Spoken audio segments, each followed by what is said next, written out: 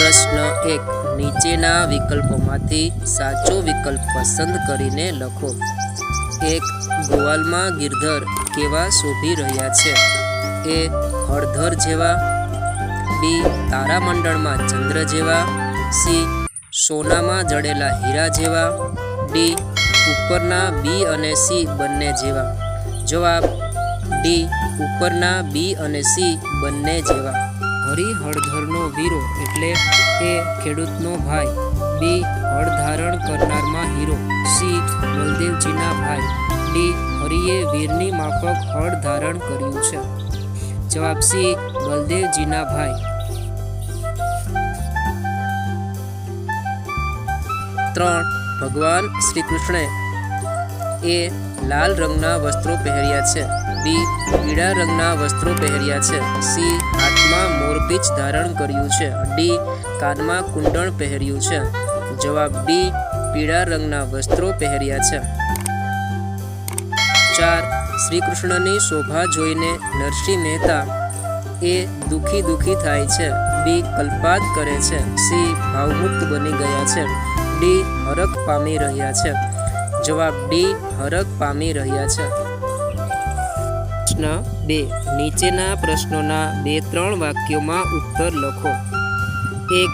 કાવ્યના આધારે સાંજના સમયનું દ્રશ્ય આલેખો.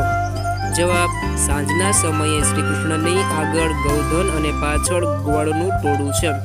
શ્રી કૃષ્ણએ મોર મુંગટ ધારણ કર્યા છે અને કાનમાં કુંડળ ઝૂલે છે. શરીરે પીતાંબર અને ફૂલની પછડી પહેર્યા છે. આ પછડી ચંદનથી સુગંધથી મહેકે છે.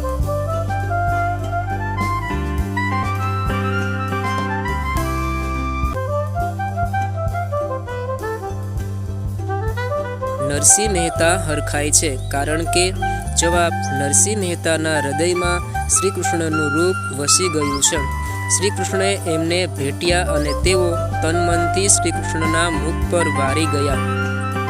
શ્રી કૃષ્ણનું રૂપ મહાશુભકારી છે. આથી નરસિંહ મહેતા વહાલાજીની શોભાને સતત જોઈને હરખાય છે. પ્રશ્ન 3. નીચેના પ્રશ્નોના 7-8 વાક્યોમાં ઉત્તર લખો. 1. કૃષ્ણરૂપ મહાશુભકારી છે એમ કવિ શા માટે કહે છે? જવાબ સાંજના સમયે વૃંદાવનથી આવતા શ્રી કૃષ્ણનું રૂપ મોહ પમાડનારું છે. તેમણે મસ્તક પર મોર મુગટ ધારણ કર્યા છે. કાનમાં કુંડળ ઝૂલે છે. શરીરે પીતાંબર અને ફૂલની પછડી પહેર્યા છે. ફૂલની પછડી ચંદનથી મહેકે છે. જેમ તારામંડળમાં શશિયર શોભે છે તેમ ગોવાળોની વચ્ચે ગિરધર શોભી રહ્યા છે. કૃષ્ણનું આ મનમોહક રૂપ કવિના હૃદયમાં વસી ગયું છે. તેમને મળવા મન વેગથી દોડ્યું. કૃષ્ણ એમને પ્રેમથી ભેટી પડ્યા. આથી કવિ કહે છે કે કૃષ્ણનું રૂપ મહાશુભકારી એટલે કે કલ્યાણકારી છે. 2.